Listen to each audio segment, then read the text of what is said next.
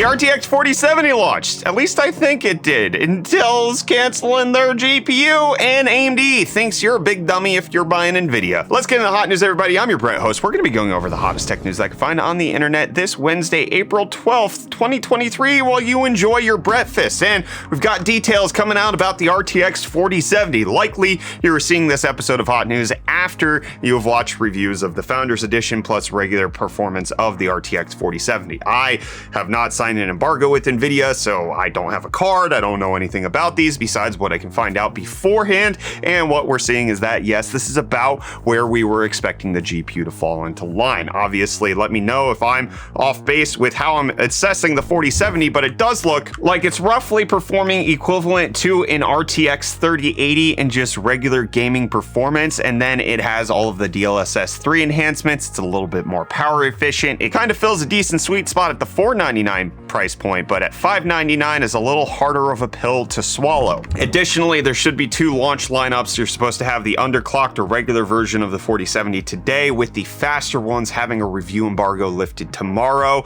allegedly when they go on sale. The RTX 4070s are going to be split amongst the different ones, and something like the dual that is coming out from Asus will likely be at MSRP and be a 200-watt TGP. But one of the questions that I actually saw floating out there was that whether or not Asus would be bringing back the dual for the 4070, considering its actual performance and its thermal output. It kind of fit really well into that. You like to see it. So we are currently planning on driving over to Micro Center to wait out in line to pick up an RTX 4070, which we want to give away to one of you. We're going to be drawing the winner of the giveaway right after we buy it from Micro Center. You have to be in the Twitch chat in order to win, but we do want to give this away to one of the members of the community in case you're looking for one. But then after that, we are still giving away a full PC. We're giving away a 12900 KS plus an RTX 4070 Ti PC. Again, all of that is over on Twitch, so you can come for the direct announcement of the 4070 giveaway,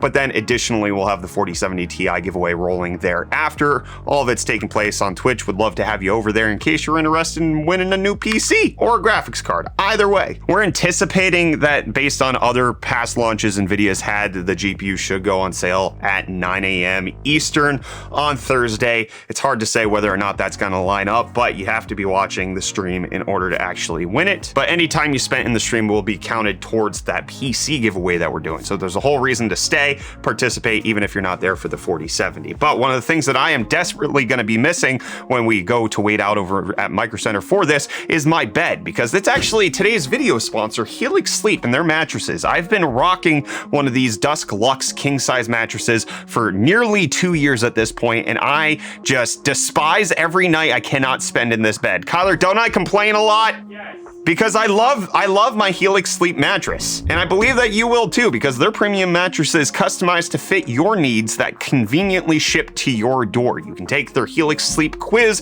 which will point you to which of their mattresses best suit your sleeping style. So I like to sleep on my side, my wife likes to sleep on her stomach, and with that we came to the compromise of the Dusk Luxe mattress. We got it in king size because we have 3 kids who like to just pile into bed with us when we're watching TV or anything like that, and it's been an enjoyable experience ever since we had it. Reese and Catlin, when they were here in the United States, were hooked up with Alyx Sleep mattresses, and they absolutely love them as well. I've passed those down to my children, and they get a great night's sleep. But once you're matched with the mattress of your select style, it'll ship right to your door with free shipping in the United States. It comes rolled up in a box and is super easy to set up. You take it out of the box, you take it out of the packaging that keeps it all sealed together, and then watch it expand before your eyes. And it also has a 100-night sleep trial for you to test out and ensure that you love it, and if you don't, you can send it back for a refund. But then also, Alyx Sleep mattresses include a 10-year warranty, and additionally they have financing options and flexible payment plans for you to make sure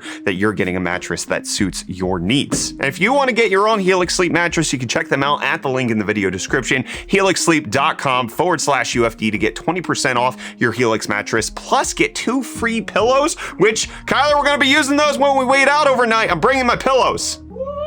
Their pillows are incredible. I absolutely love that they're included. Again, go to alyxsleep.com/UFD, get 20% off plus those free pillows. Heck yes. Big thanks again to Alyx for sponsoring today's video. But you know what's heck no Intel and their GPUs, they're discontinuing them, but it's not the gaming ones. So you don't have to worry about Alchemist or Battlemage. At the current moment, it appears that they're having more and more trouble in their data center section. Intel's brand new Max 1350 data center graphics card that they launched back in January is officially being discontinued or unlaunched so that it's no longer available on the market. This is one of the very first GPUs that Intel really launched based on their Ponte Vecchio architecture. And while Intel says that they have some replacements coming for it, instead of the 1350, they're going to have a 1450, which has trimmed I/O and is going to be slightly different, as well as the launch of the 1550, which is going to be 600 watt TDP as opposed to the 400 watts that's on the 1350. There are a lot of other issues that are going on, including the fact that the successor to Ponte Vecchio has actually been canceled, and they're going to be skipping on to that successor as opposed to the successor of what they have on the market. It appears like they're not quite clear on their data center strategy. AMD and Nvidia both have a stranglehold on the data sector in the GPU, mostly Nvidia, to be quite honest, and it looks like Intel might actually be struggling to compete a little bit, but it does also appear like computer companies are struggling to sell anything at the current moment, because new reports are coming out that the PC market has fallen 30% in the first quarter of 2023, which is a sharp drop, the sharpest in many, many years, with a lot of companies suffering quite a bit. HP dropping 24%, Asus, Dell, Lenovo taking 30% cuts, and Apple suffering the worst of all of them at 40%. However, it is being reported that this likely will not extend into the rest of the year. This is likely just a Q1 issue, especially as people are waiting for M3 chips from Apple. And I can probably guess, just in the gaming PC sector, a lot of people with the 30 series launched in 2020, so waiting until 2023 to buy the, like, people are just waiting for the 40 series replacements, for the 7000 series replacements from AMD. There's a lot of waiting that's going on because we've been long in the tooth with what's currently out on the market, so I can see why this is potentially happening. We haven't had a real reason to go out and buy new stuff in quite some time. The pandemic perfectly fueled the need to get a new PC for working from home and spending a lot more time around your computer, and then also really solid launches from all parties involved. Intel, AMD, Nvidia, Apple all came out with tremendous performers in so many different regards that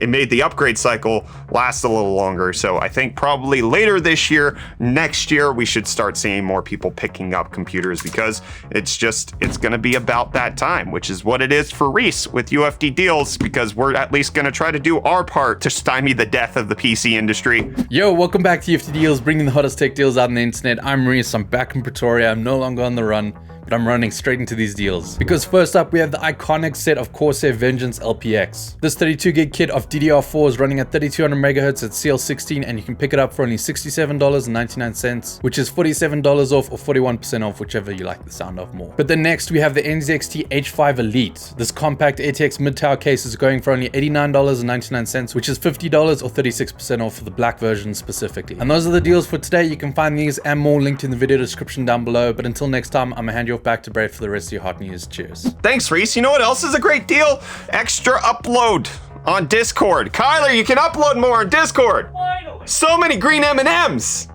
You can go from 8 megabytes, which was the original file size limit of uploading stuff, all the way up to 25. You get over 3 times more green M&Ms, Kyler. Thank goodness.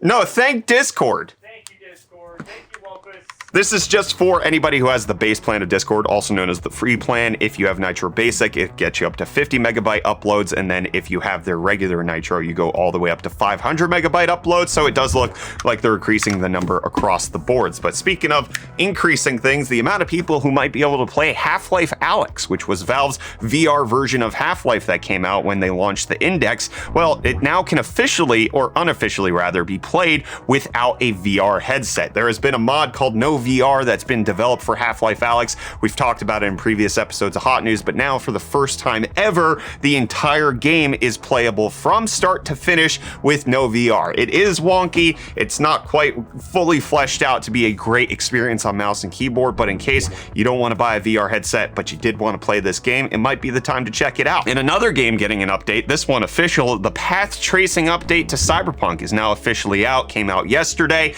and there were a lot of deep technical technical dives into it. It does look absolutely beautiful. This video from Digital Foundry showing off the difference between the highest ray tracing that it had previously, and then it should switch over to the RT Overdrive sometime soon, and it'll show you just the reflections, the shadows, everything looks more gorgeous. However, the difficulty with that is that it is quite a considerable performance hit with them showing off that it is 18 FPS on a 4090 with just nothing going on with super sampling, and then once you add in DLSS 3 performance mode, it goes up to 95 FPS. Digital Foundry said that's their preferred way of playing it and how they're going to be enjoying it. Other reviewers not necessarily as kind, but it does look stunning. The full path tracing looks absolutely gorgeous. I can't wait to try it out for myself. Let me know if you've been able to play it on any of your PC components, if you have a 4090 or if you have anything less. I want to hear the numbers that you're seeing. 18 FPS on a 4090. What are you doing with your 3090? What are you doing with your 4070 Ti? Let me know down below. And AMD wants to let you know that you're a big old dummy bummy if you picked up any NVIDIA GPU, because as we've been hearing from YouTubers like Hardware Unboxed and just in the comment section on every freaking YouTube video that you can read right now about PC components, there's not enough VRAM on NVIDIA's GPUs. And AMD came out with a press release where they were like, are you an enthusiast? Because you're only an enthusiast if you're on AMD when you have all of our VRAM, with them showing that at 4K, you need a lot more VRAM than you can potentially get from NVIDIA, who only goes up to 12 gigabytes on the 4070 and 4070 Ti, with Resident Evil 4 surpassing that, going 15 or even 18 gigabytes when you turn ray tracing on. Hogwarts Legacy also requiring 15.5 gigabytes. You're not going to be able to abide by that if you have a 4070 or 4070 Ti. But if you have a 6800 or 6800 XT with 16 gigabytes, you're going to be able to enjoy that. They also came out with performance benchmarks, which I do want to talk about in a second, showing off the